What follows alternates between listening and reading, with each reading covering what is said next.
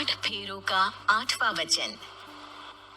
स्वाति ने इसी साल शहर के कॉलेज से पढ़ाई पूरी की है और अब उसके लिए जगह जगह से रिश्ते आने लगे हैं। स्वाति से ज्यादा उसके रिश्तेदारों को उसकी शादी की चिंता है। इसीलिए जो भी स्वाति के घर आता वो किसी नए लड़के की खबर जरूर ले आता। अरे दीदी, ये फोटो देख के बताओ कैसा है। राहुल नाम है लड़के का, मेरी सहेली की बहन का बेटा है। अपनी स्वाति के साथ एकदम प्यारी जोड़ी लगेगी इसकी। जरा दिखाना, फोटो तो बढ़िया लग रहा है। कोई गलत आदत वादत तो नहीं है ना इसे? और कमाता कितना है? अरे कोई गलत आदत नहीं है दीदी, आप कहो तो एक मीटिंग करवा देती हूँ, फिर सब कुछ फाइनल कर लेना। हाँ, ये सही कह रही हो तुम। संडे को स्वाति के पापा भी घर पे ही रहेंगे। बुआ फिर वहां से चली जाती है और रात को स्वाति की माँ उससे कहती है, स्वाति बेटा, आज कमला बुआ ने एक लड़के की फोटो दिखाई है। संडे को वो लोग मिलने आ रहे हैं, तैयार हो ना तुम बेटा? अरे मम्मी, आप कहाँ कमला बुआ के चक्कर में आ जाती हो? अभी इतनी जल्दी कोई शादी वादी नहीं करनी है मुझे। अरे बेटा, अच्छा लड़का है, बुआ जानती है उसे अच्छे से। हाँ स्वाति बेटा, एक बार मिल तो लो, बाद में देखेंगे आगे क्या करना है। वैसे तो कमला रिश्ता लाई है तो मना करने का तो कोई सवाल ही नहीं उठता। संडे की सुबह होती है और कमला बुआ राहुल और उसके मम्मी पापा को लेकर स्वाति के घर आती है। अरे आइए आइए भाभी, इसे अपना ही घर समझिए। इनसे मिलिए, ये मेरे भैया और ये मेरी भाभी है। नमस्ते भाभी जी, ये है हमारा लड़का राहुल, सरकारी नौकरी की तैयारी कर रहा है ये। वैसे आपकी बेटी कहाँ है? अरे स्वाति बेटा, बाहर आ जाओ। वैसे कितनी पढ़ाई की है स्वाति ने? जी, पोस्ट ग्रेजुएट है हमारी बेटी साइंस में। ये सब तो ठीक है, पर घर संभालना जानती है या नहीं? हमें कौन सी इससे नौकरी करवानी है? नौकरी तो मेरा बेटा करेगा ही।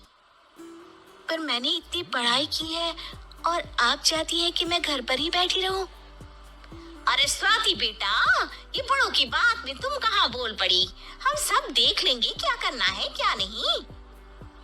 हम तो इसी बात में विश्वास करते हैं कि घर के लड़कियां घर में ही रहे तो ज्यादा अच्छा रहता है। वरना भाई साहब, आप तो आजकल के हाल जानते ही हैं, कितनी घटनाएं होने लगी है औरतों के खिलाफ।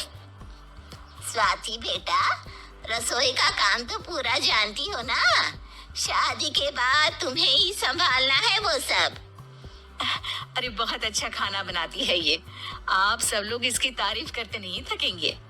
लो भाई, हो गई मीटिंग, अब शादी की तारीख फाइनल कर लेते हैं, क्यों भैया?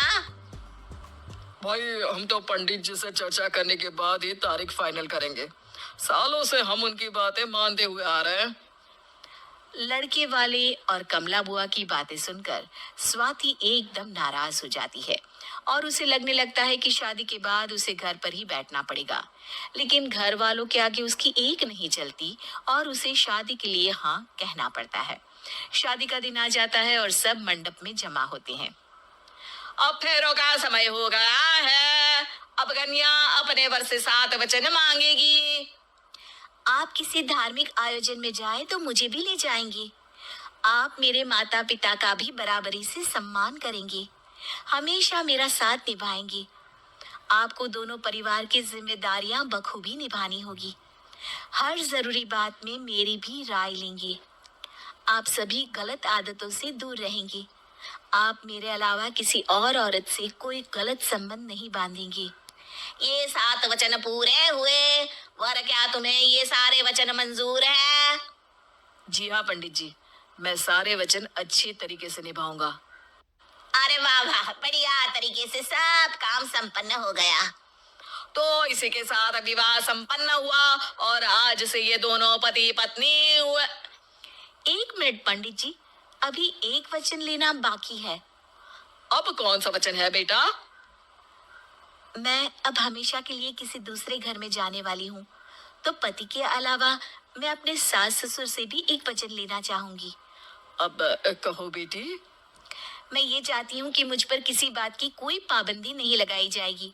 मुझे सब कुछ करने की आजादी होगी और मैं भी विश्वास दिलाती हूँ कि मैं एक अच्छी बहू बन के दिखाऊंगी।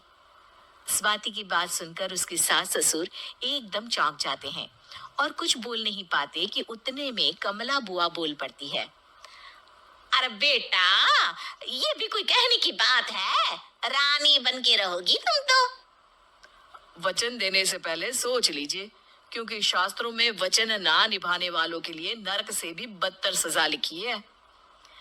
स्वाति की चालाकी से वहां मौजूद सब लोग प्रभावित हो जाते हैं और लोगों में बदनामी ना हो जाए, इस कारण स्वाति के सास ससुर को उसे वचन देना पड़ता है।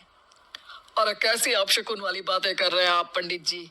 हमें मंजूर है बेटा तुम्हारी शर्त। स्वाति अपनी समझदारी से अपनी बात अपने ससुराल वालों से मनवा लेती है और खुशी खुशी राहुल से शादी कर लेती है। अब से हर शादी में मैं खुद 8 वचन दिलवाऊंगा। ओम मंगलम मंगलम मंगलम।